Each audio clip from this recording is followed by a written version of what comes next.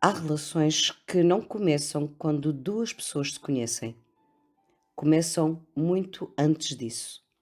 Há encontros que não são coincidência, são reconhecimento. E quem já viveu isto sabe exatamente do que é que eu estou a falar. Não é sobre aparência, não é sobre compatibilidade lógica, é sobre aquela sensação estranha, quase impossível de explicar, de que aquela pessoa já faz parte de ti, mesmo antes de entrar na tua vida. Como se fosse algo dentro de ti que dissesse em silêncio: Eu conheço-te, só não sei de onde.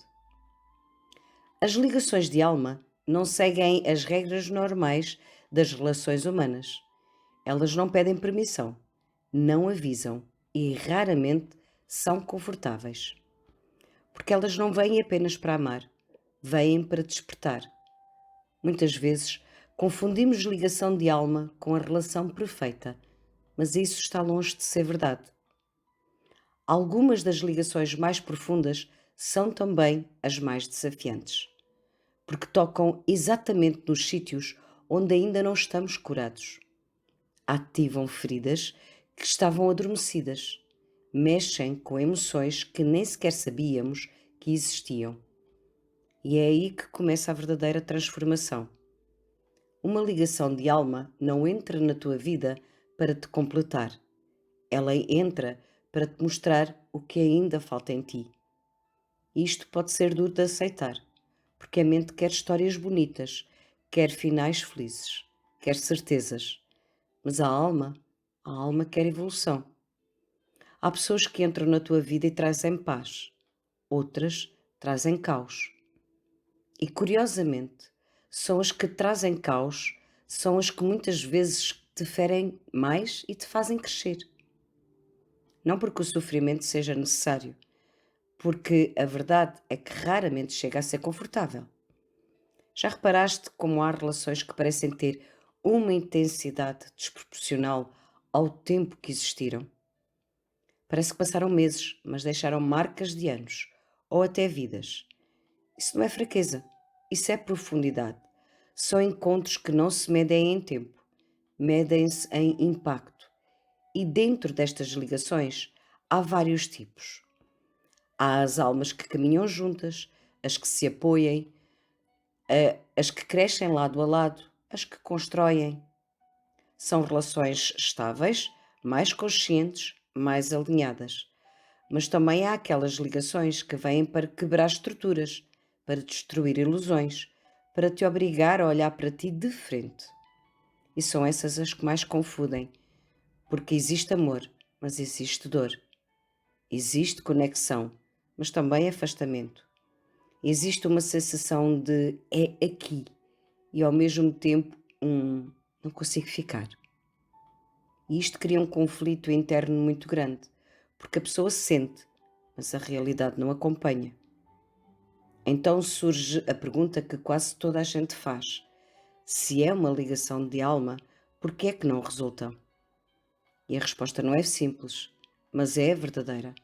Nem todas as ligações de alma vêm para ficar. Algumas vêm apenas para alinhar, outras para acordar, outras para ensinar e depois partem. Não porque falharam, mas porque cumpriram o seu propósito. O problema é que nós, como humanos, temos dificuldade em aceitar relações sem continuidade. Queremos agarrar, queremos manter, queremos transformar tudo em permanência, mas a alma não funciona assim. A alma trabalha em ciclos, em aprendizagens, em expansões e às vezes a maior prova de amor é deixar ir. Não porque deixou de fazer sentido, mas porque já fez tudo o que tinha a fazer. Há algo também importante que quase que ninguém fala. Nem toda a ligação intensa é uma ligação de alma. E isso é muito importante perceber, porque há relações baseadas em carência, dependência emocional, padrões antigos que parecem profundas, mas na realidade são repetição. E a diferença está na consciência. Uma ligação de alma faz-te crescer, mesmo que doa. Uma ligação baseada em padrão prende-te e faz-te perder. A primeira expande-te, a segunda esgota-te. E é aqui que entra a responsabilidade. Nem tudo o que sentimos deve ser vivido até ao fim, e nem tudo o que é intenso é saudável. A maturidade espiritual é saber distinguir, é perceber que sentir muito não significa ficar e que amar alguém não significa escolher essa pessoa para caminhar ao teu lado.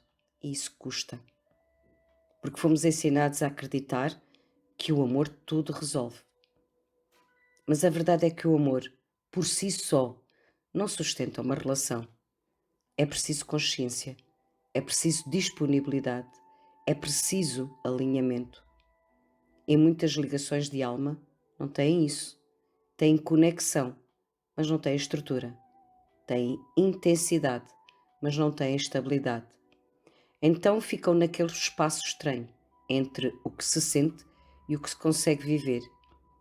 E é aí que muitas pessoas se perdem.